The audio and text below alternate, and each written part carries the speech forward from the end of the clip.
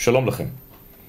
התקופה הזו של המעבר מיום השואה ליום הזיכרון, ליום העצמאות וחזרה לשגרה, היא תקופה לא פשוטה לאף אחד מאיתנו, ודאי לא למי שנותן דעתו על משמעותה.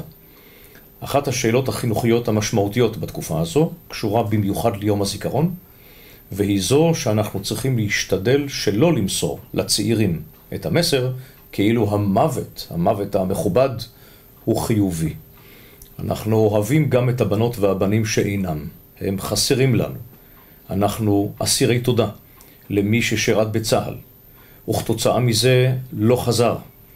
ואנחנו רוצים שלא תתקיים עוד סתירה בין הרצונות שלנו, בין אהבתנו לבנותינו ולבנינו מצד אחד, ובין אהבתנו ומחויבותנו למדינת ישראל מצד שני.